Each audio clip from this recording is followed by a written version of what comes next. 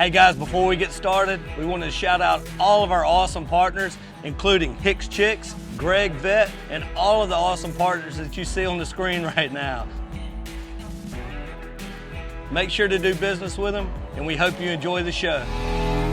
Hey guys, Ronnie Calhoun here with Miss Lou Champion Spotlight, and we are doing a Champion Sports Talk in the studio today with my man Joey Martin. How are you? Been missing you, bro. How you been? Glad to be back. Oh man, and we're joined in the studio today with a guy that we've been talking about trying to get in for a while, and it's an honor for both of us, I know, to have him here today. Coach Tommy Lanius, how are you? Great, appreciate it. Yeah, glad we know you. Are you in Monterey these days?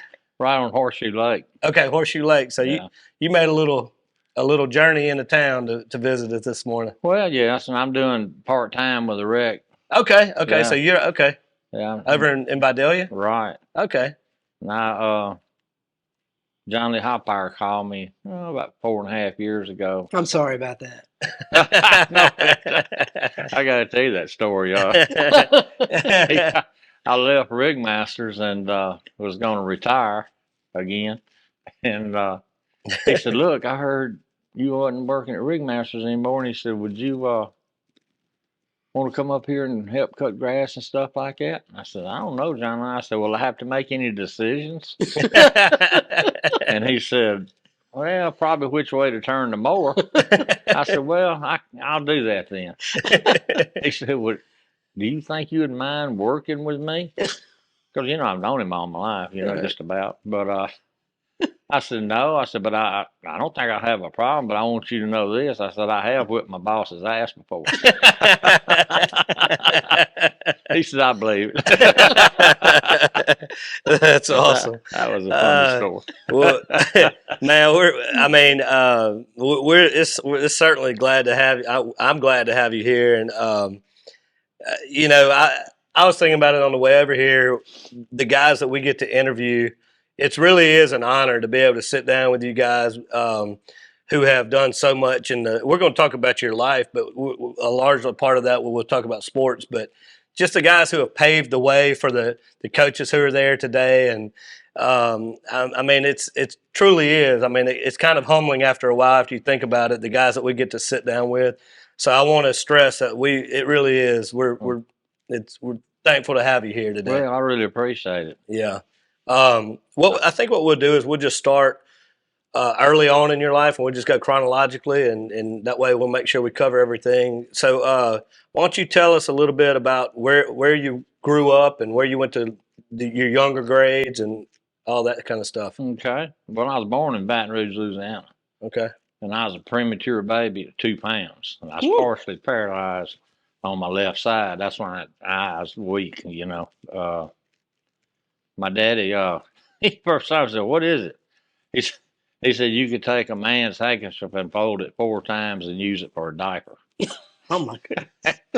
But anyway, I never knew that. I didn't either. And luckily, we lived in Baton Rouge because they were able to get me to the Lady of the Lake.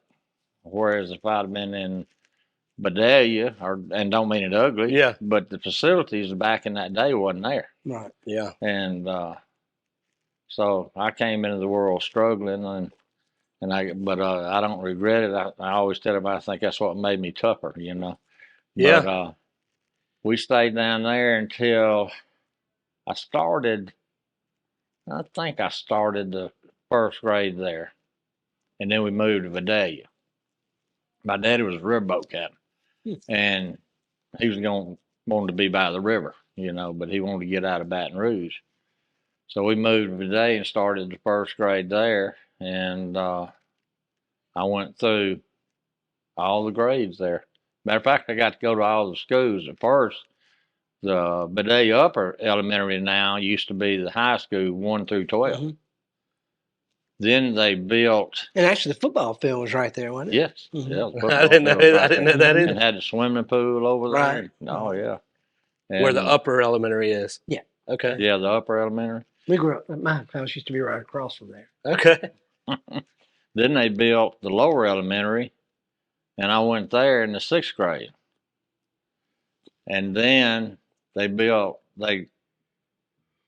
I went there in the 6th grade. Then I went back to the upper elementary, which is junior high and high school. Then they built the new high school, and then I went there. So I got to go to all the different schools. And then I wound up coaching, at Bedaya Junior High. I was about to say, I know you spent many. I know you spent many years at the junior high. Yeah. So I visited all the schools and had good teachers, and that's where I kind of got behind on my education because I was going through different surgeries, and they botched the first one, and I don't even remember that one. But then they took me to Oshner, so I think when I was in the 3rd grade, and they went in and did plastic surgery, and they fixed everything they could, and they took part of a muscle out of my leg and put up here to hold that eyelid open, which I can open it wider than this one. But what kid in the 3rd grade is going to sit in front of a mirror holding his eye open? So you played for Don Alonzo, right, at Vidalia? Dan Chase, Okay. Fred Foster, and Coach Alonzo was a line coach there. Okay. Yeah.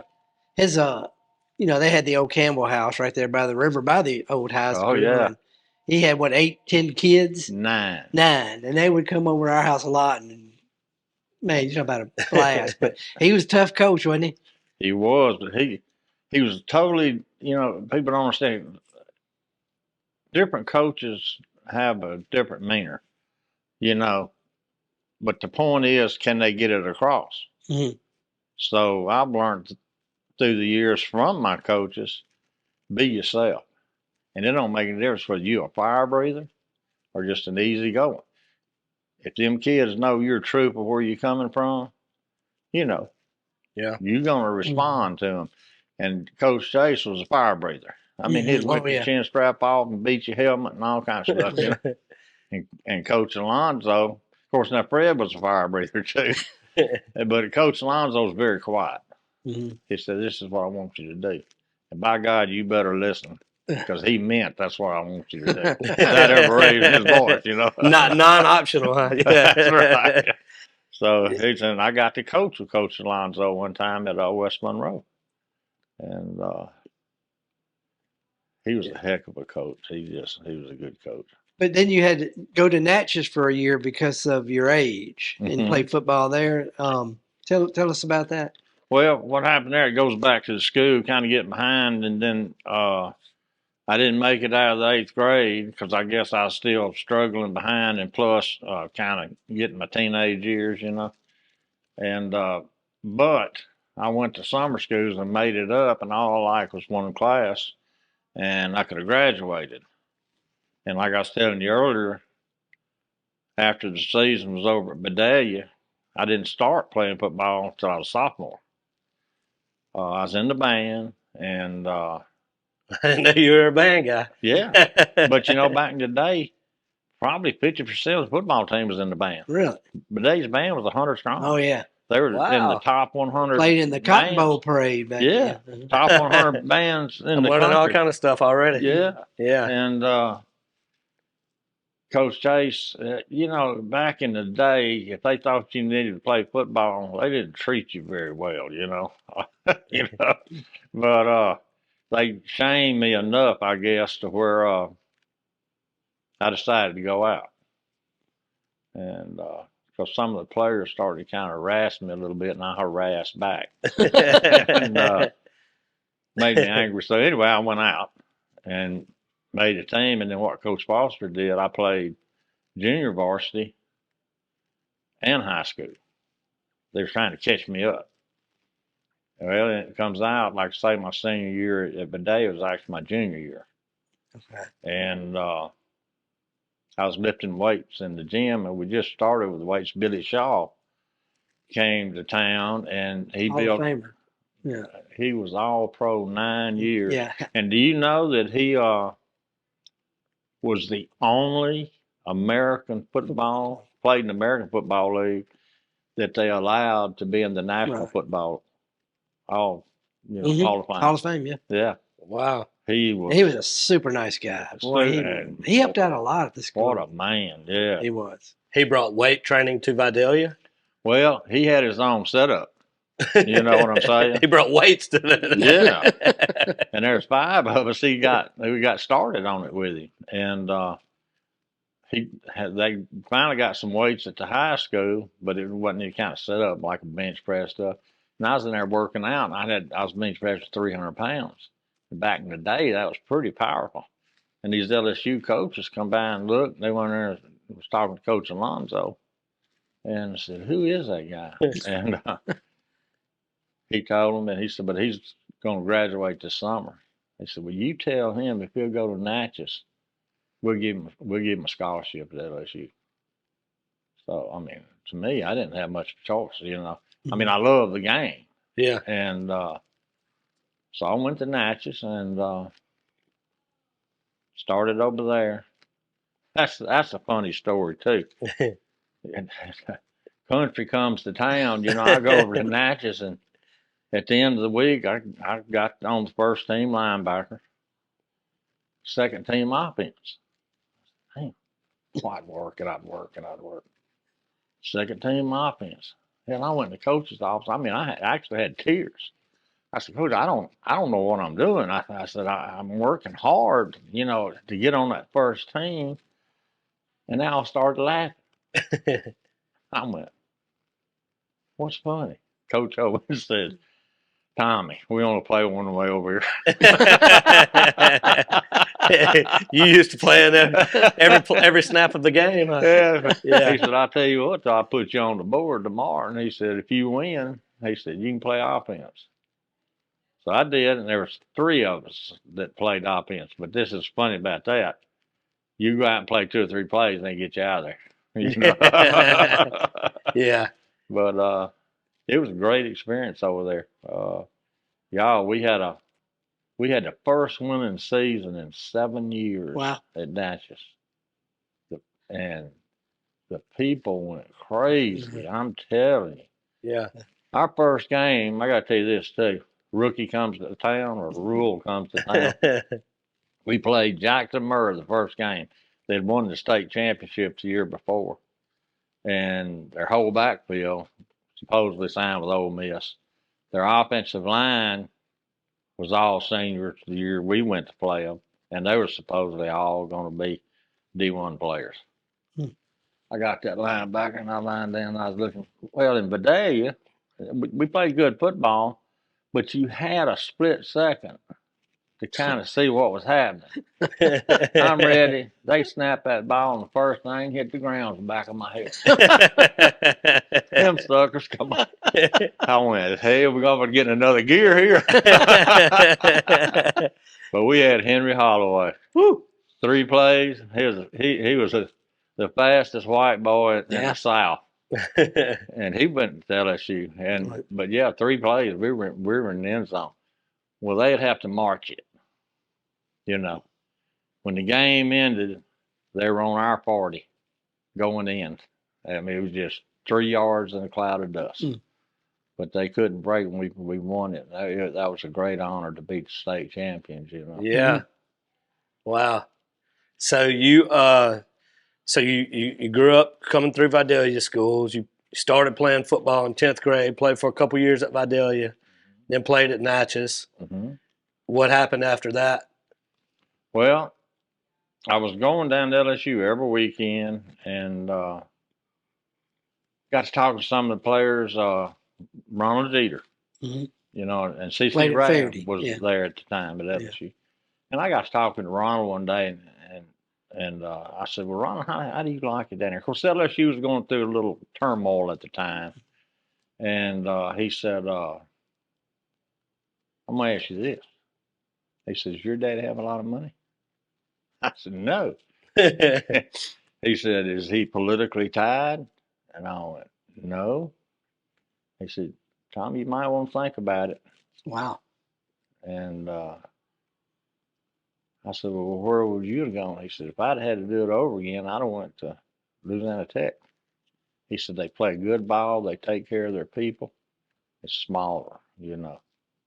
I said, Well, Tech hadn't even recruited me. And Mississippi State, Coach Morris was the head coach of Natchez, was going to Mississippi State, and he wanted me to go to Mississippi State. and I still enjoy. He got mad, and he said, "Well, I tell you what, when you get ready to play with the big boys," he said, "give me a call." I said, "All right." We went over. Tech went over in my sophomore year, and we whooped them. After the game, I said, "Coach, I enjoy playing with the big boys." So Tech finally offered you. Well, no, the Greers Yeah. were at Tech. Pat and No, Pat hadn't Mike come late. or- Pat come late. It was Maurice and then Mike. Mike. Okay. And I said, I don't know. I called Mr. Greer. I said, you think Tech would be interested in me, you know? He said, well, I'll give him a call and see. Well, the next day they come down and signed me. Wow. Yeah. And IE was the head coach then, but I never played under him. That's because Lambright came along. It was his first year. Y'all, we had a group of us that played during that time. We've been seeing each other once a year for 50 years. Wow. Wow. But people say, how do y'all do that? Because we went through so much hell together. You know? You've got that brotherhood. Yeah, we cried together, you know, we hurt together, we laughed together, you know.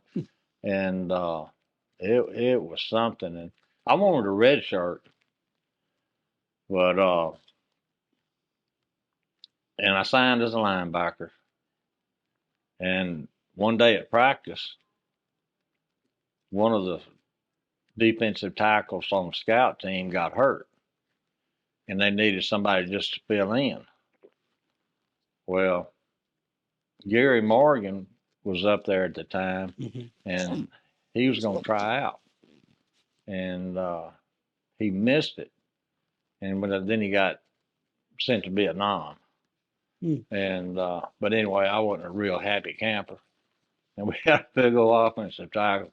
Called him Big Un. He's from Tallulah. He's about 6'5", 270. And I was working on him pretty good. He'd go, Wrestling, you do that again, I'm going to whip you.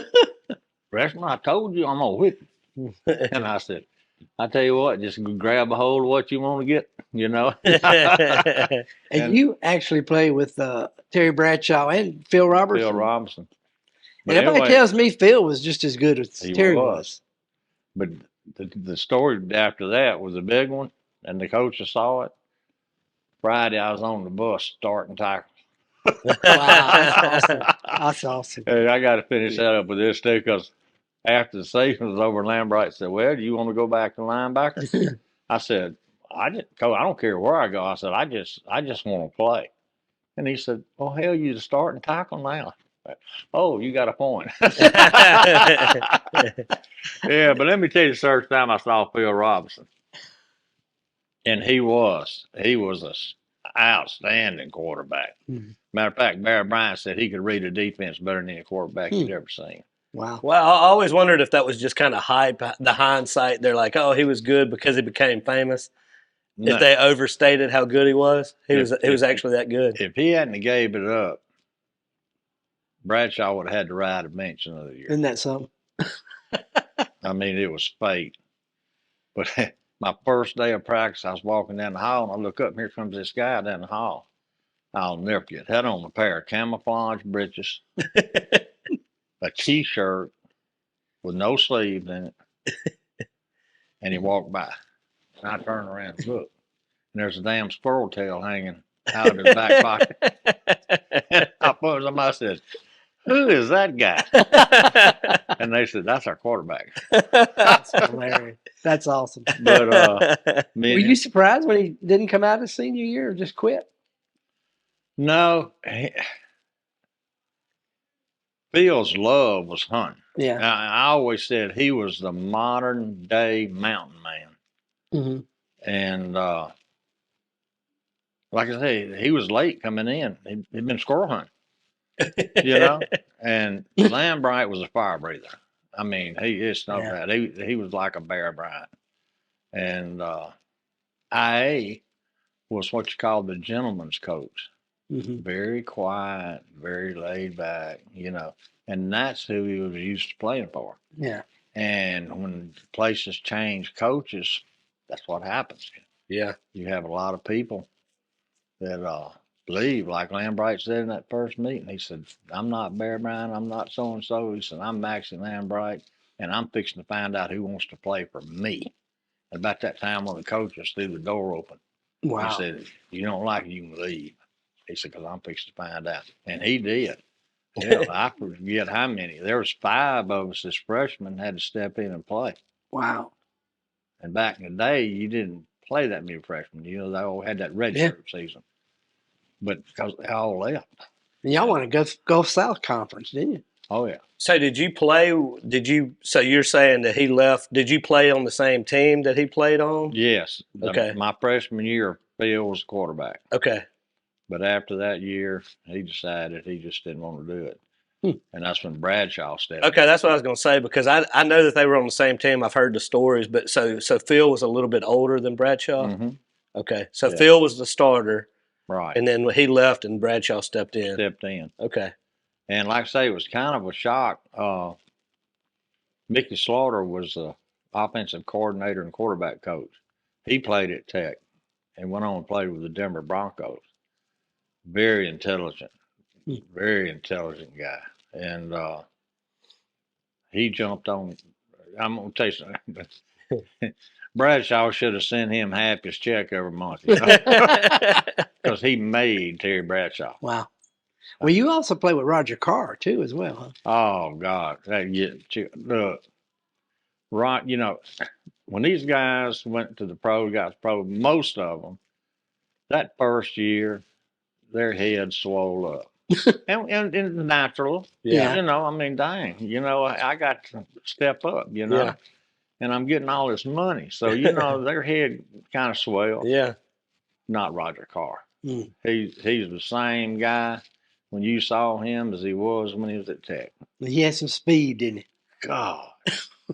Could he fly? He and Burr Jones actually played together with the Colts and were a heck of a combination. Wow. Oh. Yeah.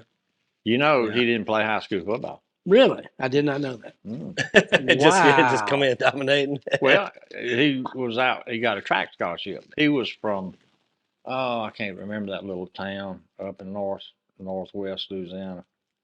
Around Spring Hill, but it wasn't Spring Hill. They didn't have football. Sarepta, Homer, all those little towns. There wasn't any of that. Yeah, It was another. It's a real small. Okay. Place. Oh, I almost said it.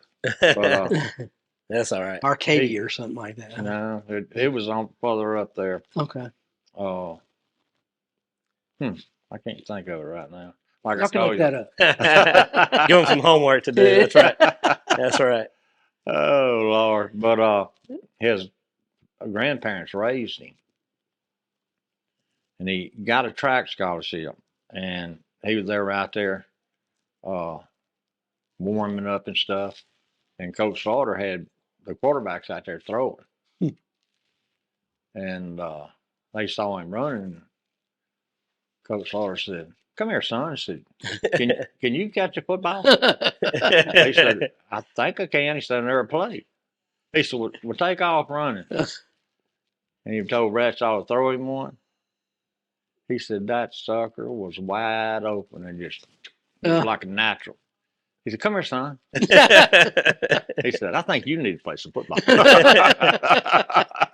It's so funny to hear those stories because in today's world, you've got all this technology and everybody's got this video out. And even starting in junior high now, people are putting out videos trying to get recruited. And like hearing those, like, you run pretty fast. I think you. But you know, you're right. Because, you know, back in the day, the coaches had to go visit and look and get them to send film or whatever. Now all they got to do is punch up that computer, and that's why they're recruiting all over the United States now. Yeah. You know, you to be honest with you, used to LSU or Tech or whatever, what they got basically was Louisiana players. Yeah. And that's just the way it was. So we'll transition out of college and into coaching and stuff in a minute, but I want to give you a chance to let's talk high school and college. Any of the guys, coaches, players, even if they weren't great players, just guys that jump out to you that you still remember from those days that you kind of want to talk about for a minute. High school or college. Yeah. Well, I was fortunate. I got to play with some good players in high school, and Moose Frazier. Boy, he always stands out. God, he was a player, but he was like a coach on the field. He was sharp. Anybody named Moose, I'm scared of already. Yeah, but it's the weird thing. He played high school when he was in junior high. He got so big so quick, but never grew anymore. Oh, really? He was still the same size as senior, and everybody basically passed him. Yeah. But he got hung with a nickname, you know. Yeah. But I beat him in tackles, and everybody was going, "How did you do that?" I said, "Because he was telling me where the ball was going." Did you play with the Beaches? Uh-huh. Did you play with the Beaches? Alfred, Yeah. He was a man, wasn't he? Alfred, yeah, he was a year behind me, Okay. and he was a good player. He was. But Pat Greer, Mm-hmm. he came my junior year, and then my senior year, I never had a roommate. I'm not going to go into that story. But, but I asked Pat. I said, "You want a room with me?" He said, "Yeah." And we did, and we became just like brothers. Mm-hmm. We hunted together, fished together, did everything together. And he came he came in that senior year, which is my senior year, and he was there my junior year. And after spring training, you'd go in its first year, and they'd have a list up there where you made first team, second team, third team, whatever. Well, Pat was over there, and he was looking down here. He said, "My God, Tommy," said, "I don't see my name." And I glanced over. I said, "It's up here." Wow. And you learn so much in coaching from your older coaches. And what Lambright did with this taught me a great lesson. We was leaving out of that room, and one of the coaches said, "Coach Lambright wants to see you, Joe Pat." He went in there, and Coach Lambright told him, said, "Pat, I just signed an All-American offensive tackle out of junior college. Now, you either going to get off your butt and be the first team tackle, or he is." And son, because Joe Pat, he just really didn't care much about anything. He's just real laid back. But all the talent in the world, he could run like a deer. You know, he's about 6'3". And we go out to practice. Of course, we helped a little bit because when they put that other tackle in front of the first defense, we tried to kill him. You know, but the new guy. but Pat got in gear, and he went on to be all conference. I think he might even been a little All American, on the list. And y'all gonna laugh at this one. The New York Giants called him one Sunday morning. That was one Saturday morning. And he answered the phone. And the guy said, "I'm Coach Schultz from the New York Giants, and I want to talk to you, Pat." And he went, "Yeah, and I'm Vince Lombardi." Hung the phone up. Oh, no. They called the coaches, and one of the coaches come over and got him. And he had to go over there and talk to the guy on the phone. When he got back, I said, "Well, what'd they say, Pat?" He said, "They were going to pay me $1,500, all expenses paid, to come up and just check my knee out. And see, if we feel like your knee's good enough, and we'll sign you." I said, "Well, what did you tell them?" He said, "No." He said, "I'm going to go home, build houses, hunt, and drink beer." And that's what he did. a man with a plan. Hey. But he was an unnoticed athlete that was just unreal. Like I said, he could fly. You know why they wanted him? Where? For his downfield blocking. Because he could get downfield and run with them defensive backs at that size. Wow. And you look at the players today. that is the key, your speed and size. You know what I'm saying? Yeah. And Oh, yeah. he fit the mold, but he was just so laid back and He nobody didn't love really, the game. He you just was know, good at it. he's just good at it. Yeah. And who was that? Jack, I can't think of that linebacker. Played with the Rams. Oh, I know you're talking about Lambert. It Yeah. might have been Jack Lambert. He in college. He's an All-American, you know, naturally. Well, Pat they were playing him something, and he was on the other team, and Pat was coming across and stuck it in his ear. Pat said, I was laying on top of it. Of course, Pat never already said 2 words. He said, I don't even want it. It just popped in my mind. He said, All-American, huh? Oh, that didn't happen often with Jack Lambert. Woo. I'm telling you, but So when did you start thinking about coaching? well, I went to tell you, I got in business, and I wanted to be like a safety guy, and started taking typing. And after a couple of practices, I couldn't type. And that's when I decided, well, I'm going to get out and get an education. But I'm going to be honest with y'all. I mean, I went to school to play football. Mhm. I was not a student. And I was in education. And when I finished playing ball, I forget how many classes I had. It wasn't that many, but I was leaving. I was going to the oil field. And because I started working in the oil field when I was 15, roustabout. And the dean, that's why Tech was so good. I wouldn't have made it anywhere else. One thing, the nightlife and stuff at LSU, well, luckily Tech was dry. Yeah. They didn't have any honky tonks to go to, you know. But the dean of education heard that I was leaving. He called me to his office. I said, all right. He said, I understand you're fixing to leave. I said, yeah. And I told him just what I told y'all. I said, yeah, Doc, I said, I'm not a student. I mean, a college student. I come to play football. And I said, I did that. And he said, I tell you what. He said, I'll bet you one of these days you're going to make a pretty dang good coach. Huh.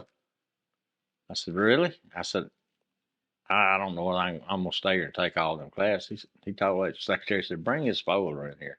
He said, I can substitute that. He said, nah, you don't need that. And he went on and went through it and made it very obtainable. Wow. In a shorter period of time. Yeah. And so I stayed and did my student teaching in Vidalia under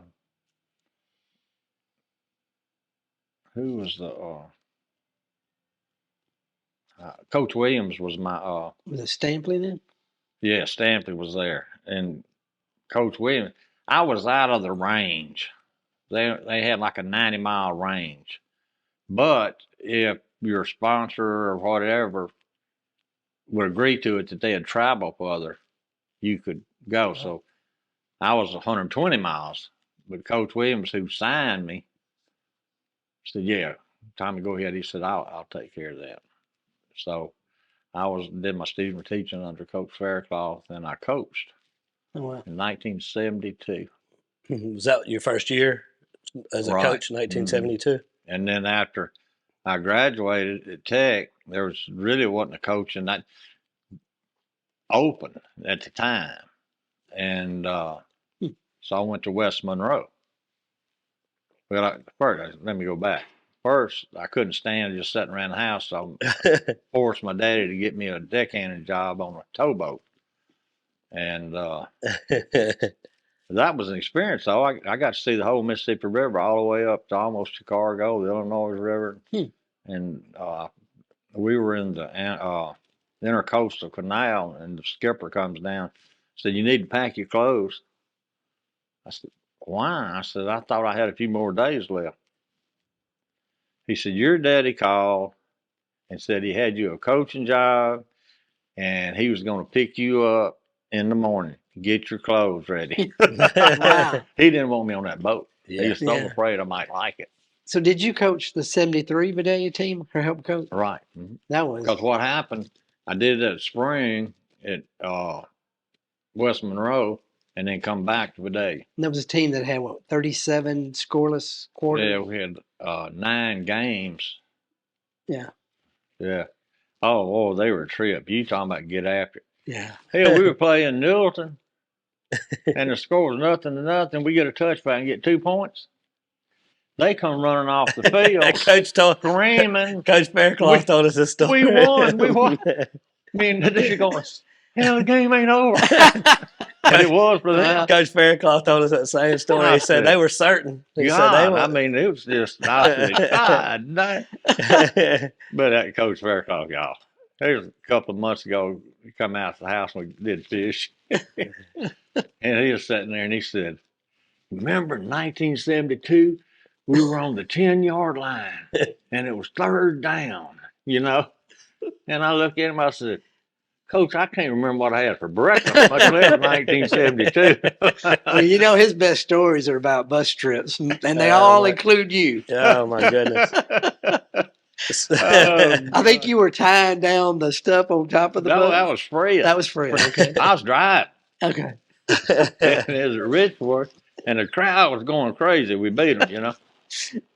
And Fred was up top trying to strap stuff down. They were throwing stuff. Coach, let's go, let's go. I said, Fred's on top, Coach. He said, we'll stop. We'll stop. Hang on. I started driving. All you hear Fred me on the top of that book. Don't you know somebody had a video of that? Oh, my goodness. Absolutely. We'll stop in a few minutes. Well, Jake actually told me last month. He said when he played for you in the junior high, Who was that? Jake. Yeah. He said that was the most physical practices that I'd ever seen. Well, he was,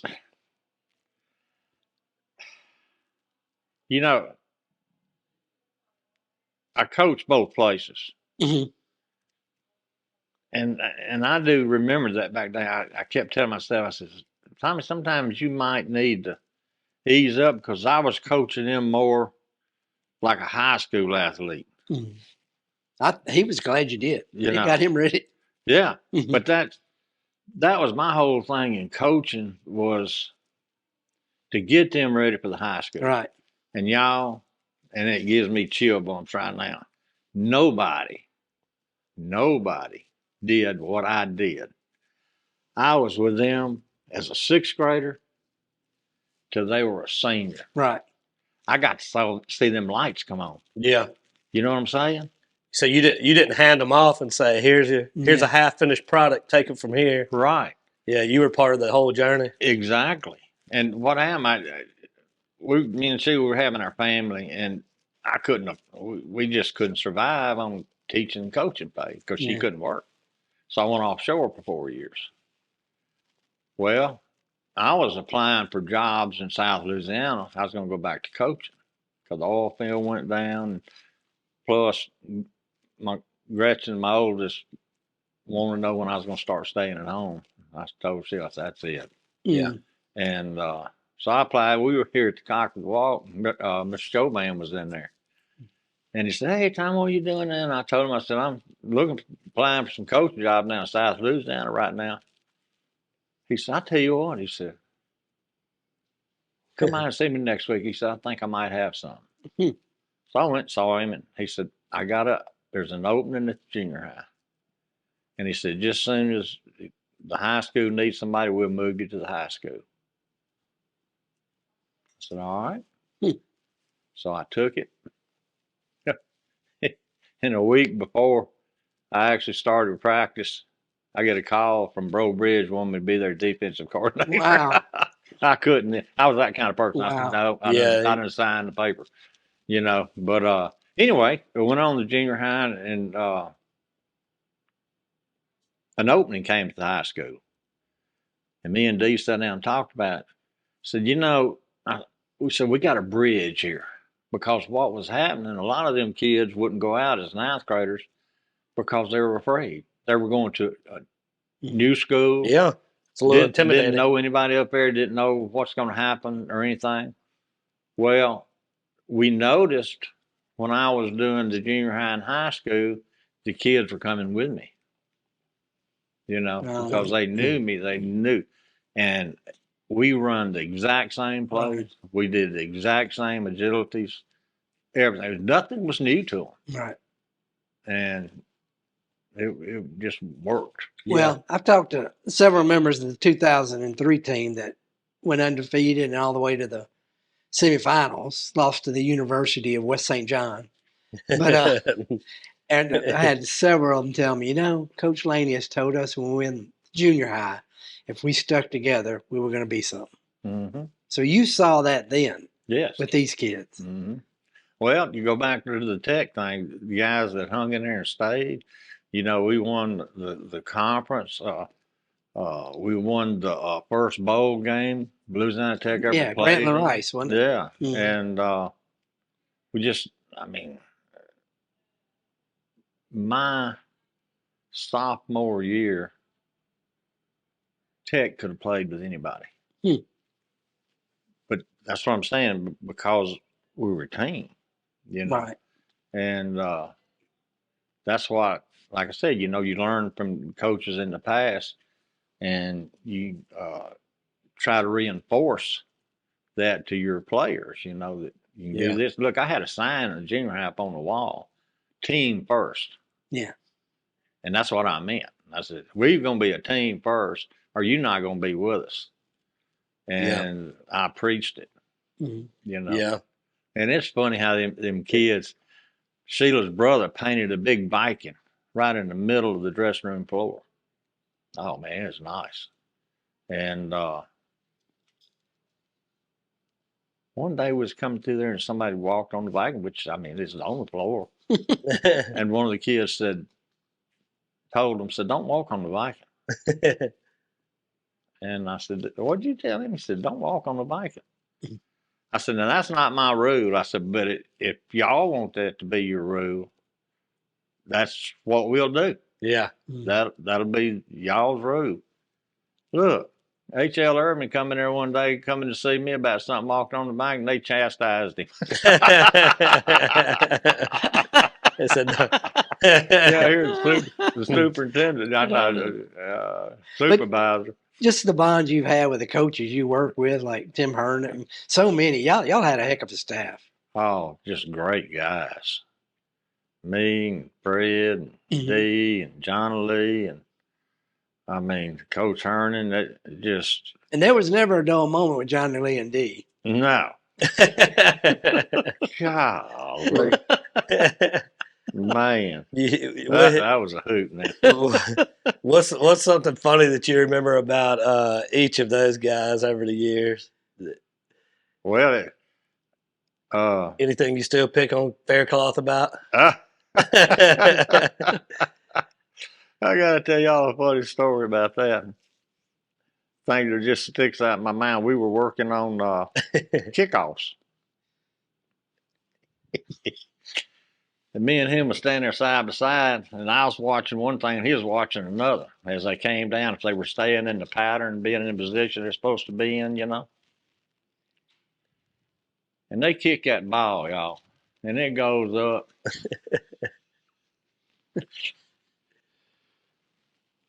And it's coming down right at him, and I turn and look at him like, I hope he sees that.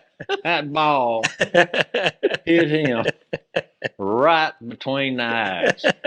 Glasses went one way, cap went the other. And son, because nobody he forgot to tell us that story. Nobody knew that he had a plate because he had some bad concussions when he was north. Oh goodness! And I knew that. But when that ball hit him, son, it scared me. Yeah, I grabbed him and everything. He said, I'm all right. So I look around, I look over and find his glasses. And I take his glasses and I put them on. I said, I'm all right. They said funny. Oh, we had some hoots. One of the funny things about him too, I remember, we got beat one night, and he'd come to the dressing room after the game, and he'd have a little something to say. And I always stood at the back. He said, "Guys, y'all have an assignment this weekend. Watch a damn football game." I had to turn around and run to coach's office. I guess you saw him kick many a trash, throw a trash can. God. One of my favorites is when one of the guys told me, he said y'all played a horrible first half, and he got in there and he went straight to his office, didn't say anything. And minutes before they had to go out, he gets out of his office and said, "All right, come on, ladies." And played different the second half. Oh, they did. He got upset one night and hit the blackboard. And we walk around and go to the coach's office. And he says, "I can't believe I did that." But you know, we were fortunate as coaches. I really believe it. We were able to coach at the best time in history. Yeah. I'm telling you, the kids were awesome. You know, Yeah. You could coach them. You could coach, but the thing, you had parents didn't get involved in it. Right. I mean, don't get me wrong, as far as helping and doing stuff, yes. But let me see if I can give them an example. I chew Johnny out at practice and make him run extra. You know, Mm-hmm. They didn't run in there and say, "No, why did you do that to my son? What did he do to deserve that?"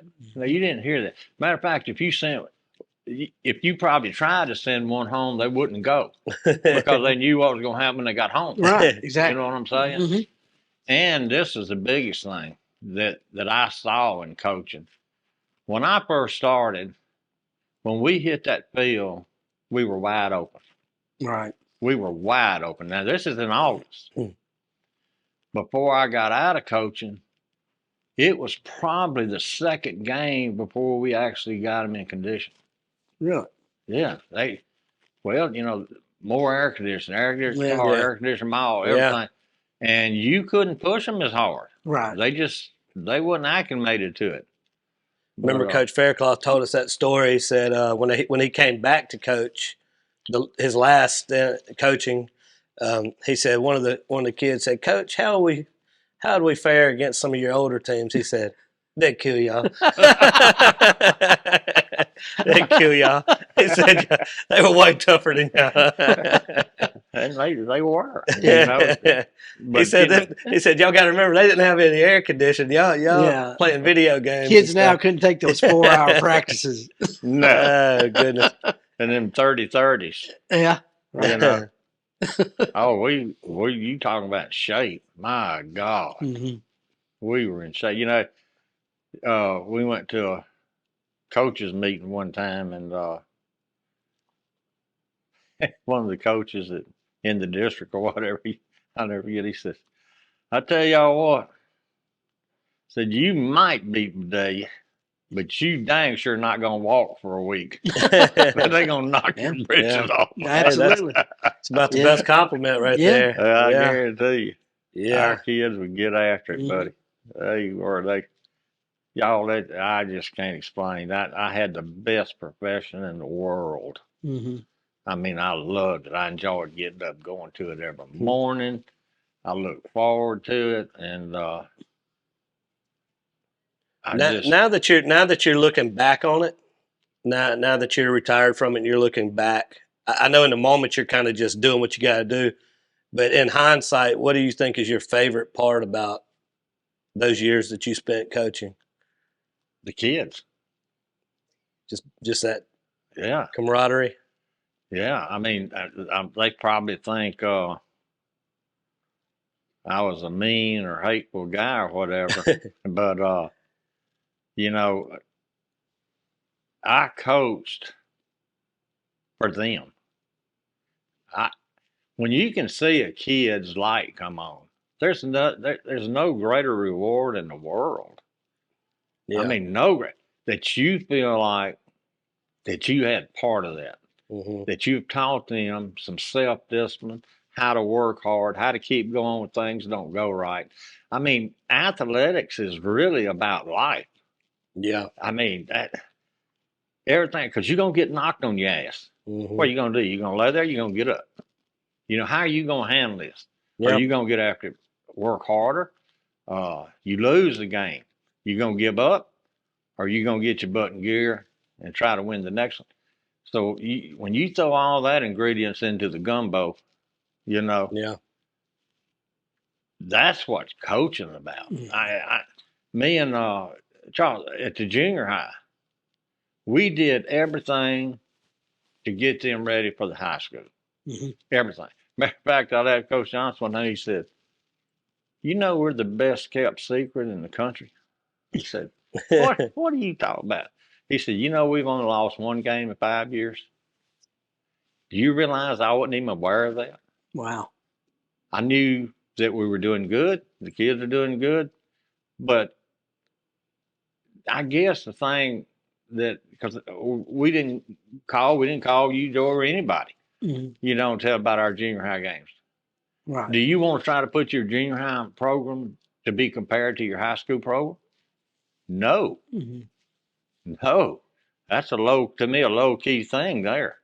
You know, because you start, oh, well, the junior high won these games, the high school didn't. Right. Well, the junior high goes, when I want to go play the high school.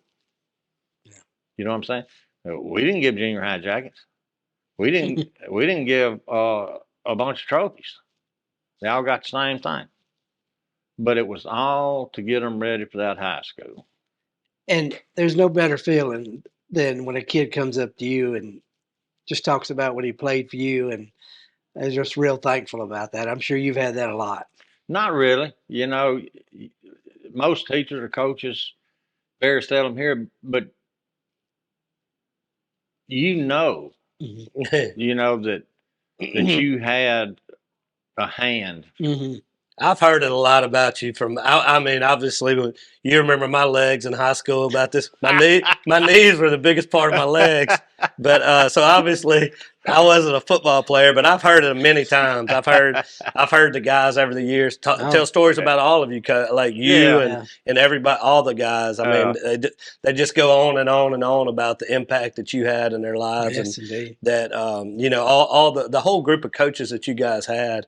Oh, unbelievable. Yeah. Well, the thing is, you couldn't split us. Yeah. Right, exactly. And that's the key. Yeah. Because, you know, you always heard the story about the child will go ask the daddy and he'll say no, and then go ask the mom. You know, Right. they try to play that with the coaches, you know, and they can never, they you know, they just couldn't split us there at all. But, and you were talking a second ago. I think we'll transition into this is, and we can always come back and talk a little more sports. But you were talking about raising good kids and everything. Let's talk about your family. You got some great girls who are out doing wonderful things in the world. Awesome wife. Tell us a little bit about your family and. oh, look, this might sum it up. I told Sheila one day, I said, if something happens to me, be sure you tell the girls that it's all okay. Because there's not anybody living that had any better life than I had. I mean, I got to do something I enjoyed every day. I had a wonderful family. You know, what else can a man ask? You know, I'm sorry. Yeah. I mean, why should you be sad about going? Yeah. And yeah, I got 3 girls, all of them doing well. One's home ec, I'm not home ec, economic development, vice president in Longview. Gretchen's the vice president of the bank. Lee has physical therapy office in Michigan, and 9 great grandkids, you know, and 9. Wow. Okay. they all doing well too, and it's just wonderful. Like somebody asked me, they said, I had a tech shirt on or something. They said, "Oh, you must be a tech supporter." I said, "Yeah." I said, "I went to tech. My wife went to tech. All 3 of my daughters went to tech. My dog's named Tech." No, kind of going back to what do you ever hear it? I hear it through the stories, Right. but for somebody actually coming up, I think I've had 2 people that actually came to my house Hmm. and said, "I want to thank you." Wow. Yeah, That's worth awesome. it all right there. Yeah. Yeah. Yeah. And real quick, I do want to mention that you said 9 grandchildren. Mm-hmm. One of them has been special in my life and so many other people's life, and that's Ellis. And they're all great kids. I know quite a few of them, but she's just had a journey. When you were talking about, I never knew your story. I never knew that. So Ellis has been through a lot of surgeries and a lot of adversity at a young age. And I didn't know that when I was thinking about her when you were telling that story earlier, and how many similarities there are with you saying you having to have the plastic surgery and this and that. She's I guess I don't know if there's a question. I just want to say how proud I am of her and of your family. You guys have handled everything. I mean, y'all are you're a champion family. I say the word champion all the time, and I think Ellis is just a beautiful soul and just a beautiful person, and just proud of her and your whole family. So I just wanted to make sure to get that in there between all the sports stuff. I appreciate it. We appreciate you that all that you did to help her.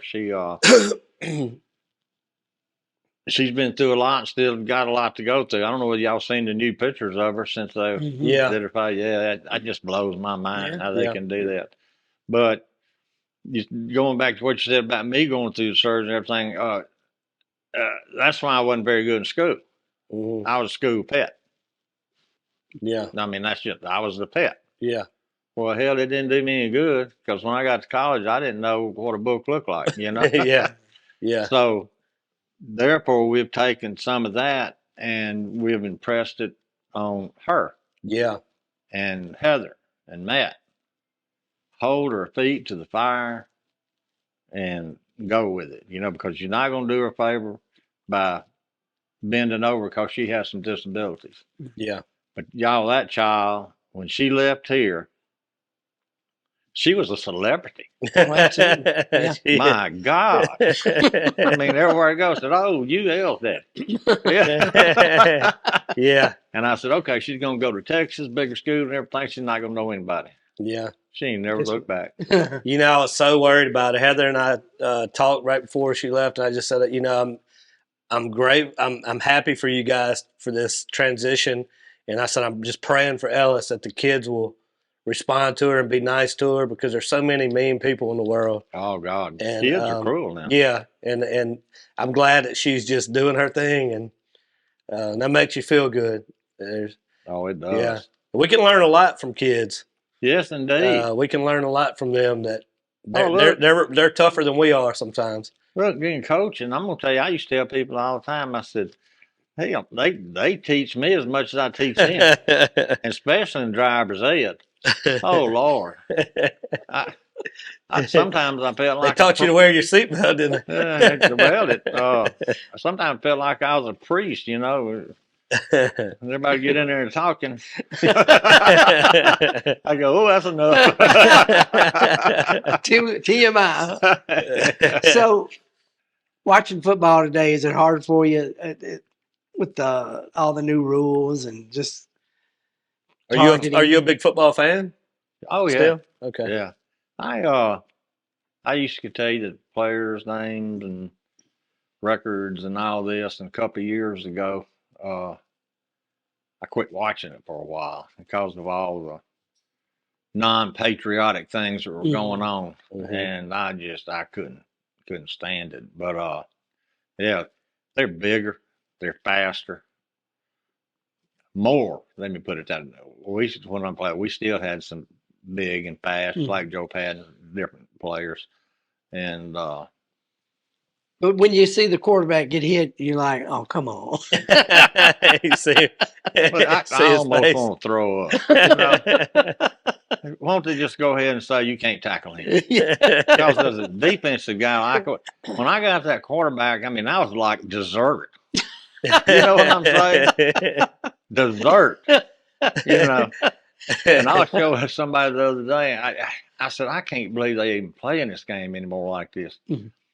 We had a guy, he played at Tech, and he went and played with the San Francisco 49ers, and he came back, and he coached in El Dorado, and he come as a teacher at Tech. And we was talking with him one day, and he said, I'm going to get with Coach Lamb. I'm going to come out and show y'all how to do a pass rush. I said, okay. Y'all, you could take, say, your right arm, and you could swing it and hit that offensive guy in the head, his helmet, and then you cross over and push off. And them dang offensive linemen, I mean, there's that. Because, I mean, you knocked the crap out of them. You know what I mean? They did that now, they'd arrest you. Yeah. You'd be out of the game. You'd be out of the game. Somebody there's a picture of Aaron Donald who just recently retired, and talking about bigger and faster. And somebody said, if your children ever ask you how good was Aaron Donald, just show them this. And it was like 5 guys around him, like holding him. And it was like, so there are some freak athletes out there these days. I mean, with this training and science, and the nutrition, and they've made it into a science. You know, there's no doubt about it. They can do anything with your body. I'm guessing you guys, when you played at Tech, you weren't eating the same meals that they're eating today. Oh, Tech had the best training table than anybody. LSU's good match. And it was just unreal. I mean, they called it the dungeon. It was under the cafeteria, but it was our eating area. And you went down, and they had the tray set out and their spoons facing you. Like if they had roast beef, you could take that spoon and take that whole tray if you wanted it. And at the end, you had ice cream, and you know, I mean, it was just unreal. But they weren't counting your calories back then. No, they were burnt. But let me tell you this, though, you burned them off. When I finished playing at Natchez, my playing weight was like 205. When I reported to Tech that summer, I was 230. Wow. And like I said, I'd ate on the training table a couple times going up and visiting, okay? Well, I couldn't wait. I walked down there that first day, and I'm in line, and I come up, and the lady, Miss Barney, she was the nutritionist. And she said, are you Tommy Lanius? I said, yes, ma'am. She said, here's your tray. Oh, wow. I said, what? Been waiting on this. It was a glass of grapefruit and just a few little items. She said, this is what you're going to be. 4 them 3 weeks were out. They had me back down to 210. Wow. Just that quick. Like I said, it was 2 a day straight. I mean, they were working us hard. And you know what they told me after that? Now we're going to let you go back to 240. Oh, my goodness. I said, you got to be kidding me. I said, I was almost there. But he was different. Yeah. You know, different weight. Oh, my goodness. Oh, that was something. God dang. Well, Joey, we have a few more minutes left. I don't want to keep y'all all day, but what you got any questions you got anything that we're missing here?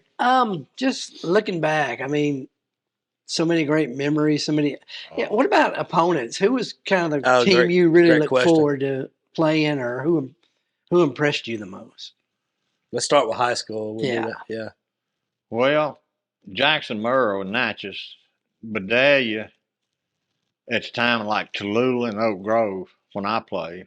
And then coaching, naturally it was Faraday and Dale High and Mangum. and it's weird because Dale Hine Mangum is because me and Dee both were a little more at ease with them, I guess, or our friendship before we got after each other's butt. You know, but it was just a camaraderie we had. Right. You know. Was the Faraday Vidalia rival big when you played? Oh yeah. Has it always just as far back as you remember? It's always been a big rival. I can remember being at the first game with Delia beat Faraday, and I mean, I thought they were going to have to call the ambulance. But I remember Jim Stringer was the quarterback. Maurice Greer was a tight end. Right at the end of the game, Stringer dropped back and threw one like everybody's going, where's it going? And Maurice caught it in the end zone to win the game. Was that a home game or was that at Home Faraday? game. Right there, Vidalia Upper, yeah. Golly. Wow. It was awesome. Because it wasn't but a couple years before that, Faraday had won something like 55 games in a row. Yeah. I mean, they had a state record. Right. They had some animals, too. Yeah. Yeah. I'm going to tell you a story. You made me think about when you was talking about your legs. I went last year. I went to this funeral. No, I'm not trying to call you a skeleton. look, they picked on me so bad in high school, but I gave it back. I sure did. You couldn't get the best of it. Look, you know, you're not gonna get me bad. I mean, I'm gonna laugh no matter what you say. I've heard them all. But I run into the guy that played the other defensive tackle, and Johnny Richard. Johnny's 6'4", playing weight was about 270, 275. And I met him at the funeral, and he had a cane. And, of course, I'm wobbling around, too. And he looked at me, and he said, would you go back and do it again, what you know now, what you've done to your body? And I paused. And I said, Johnny, I would. I said, because of the camaraderie we have today. Most people don't know this, or never seen it, or never will. Mm-hmm. I said, so I think it was worth the price, you know. Yeah. But it's great memories. Yeah. Yeah.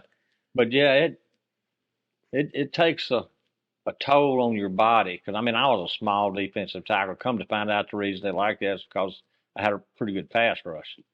But my body took a beating because most of the people in front of me, you know, 250, 260, 270, you know. And it just, and now, you know, it's showing. Like a while ago, I was out there on the sidewalk, and Melissa Graham and I kind of going around in circles, you know. But it was worth it. Yeah, yeah. Is there anything that we're forgetting on your side? Anything that you want to make sure that we get in before we get out of here? Anything? No, I appreciate having the opportunity to coach all them kids and the coaches I worked with and like people like y'all in the community that supported us. And it was just a great time and what an honor to be able to do that. You know, I guess that's my main thought. Yeah.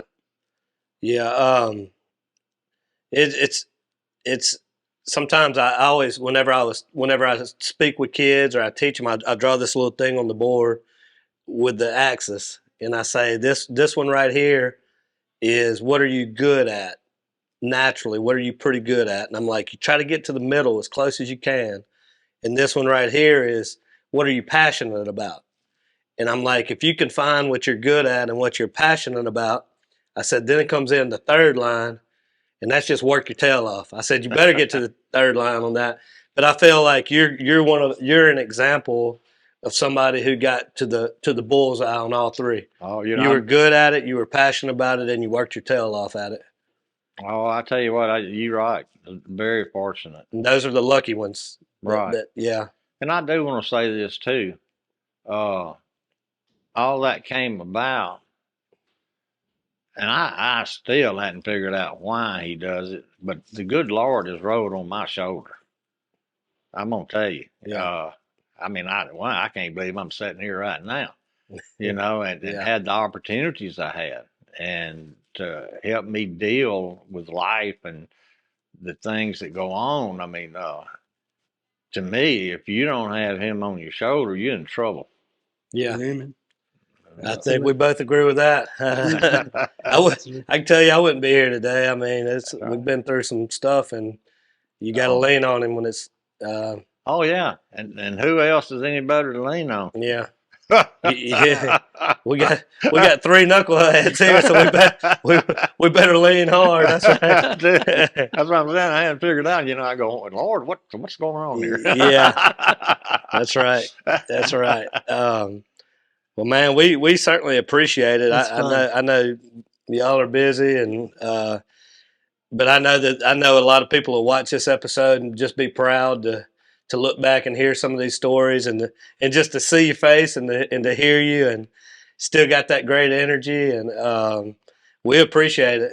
Well, I appreciate y'all. Some great stories. Absolutely. Yeah. Some never heard before, like we were saying. Yeah, no doubt about it. Yeah. And you've been covering it for a long time, so I know you enjoyed this as well. Oh, absolutely. I've been looking forward to this a while. Yeah. Well, I appreciate it. I guarantee you. Well, we appreciate everybody that watched this today. I know you guys enjoyed it as every bit as much as we did. I want to say thank you to all of our awesome partners out there. Gregg Vet, Hicks Chicks, all the partners that you see on the screen right now. Just want to say thank you. God bless everybody out there. And as always, have a champion day. Hey guys, Ronnie and Shannon here with Miss Lou Champion Spotlight. And we're here at our amazing partners, Gregg Veterinary Hospital. Gregg Veterinary Hospital has been providing comprehensive, reliable, cutting-edge veterinary services to pets in the Miss Lou since 2002. They welcome pets of all shapes and sizes who are in need of emergency treatment or who require routine medical, surgical, and dental care. Dr. Gregg and his team offer a long list of services, including in-house laboratory diagnostics, digital x-ray, soft tissue, orthopedic surgery, dental care, extractions, laser surgery, laser therapy, preventative health, and wellness plans. And if you need grooming and boarding services, they do that too. So call Gregg Vet today.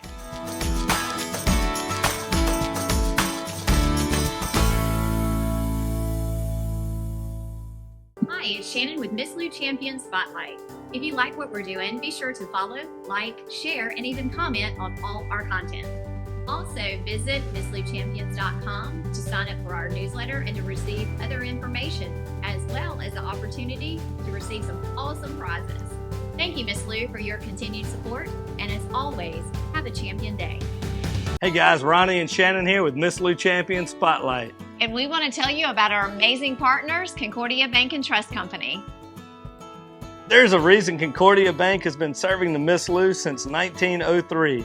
The staff is friendly and professional, and they always invest in the latest technology to best serve you.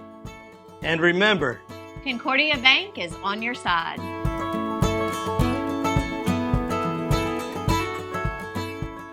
Hey y'all, it's Ronnie and Shannon with Miss Lou Champion Spotlight. and we want to take a minute to tell you about our awesome partners, Miss Lou Family Dentistry. They have a professional, friendly staff, and they always have the latest technology to take care of you and your family. Miss Lou Family Dentistry has 3 locations here in the Miss Lou. So schedule your appointment today to go visit the champion team at Miss Lou Family Dentistry. Hey y'all, it's Ronnie and Shannon with Miss Lou Champion Spotlight. And we want to tell you about our awesome partner, J.E. Hicks Distributing Company, also known as Hicks Chicks. Hicks Chicks is a local, family-owned food distribution company that has been serving the Miss Lou since 1945. You already know they serve all of your favorite restaurants, but did you know that they are also open to the public? Hicks Chicks has a variety of food products, including delicious heat and eat options like chicken and dumplings, white bean chicken chili, lasagna, and gumbo. They also carry a wide variety of seafood options like shrimp, crabs, tuna steaks, salmon, and catfish. And don't forget about their delicious burgers that are already pattied up for you, and their amazing dessert options. So stop by today at 1380 Martin Luther King Jr. Road in Natchez. Hicks Chicks. Way more than just chicken.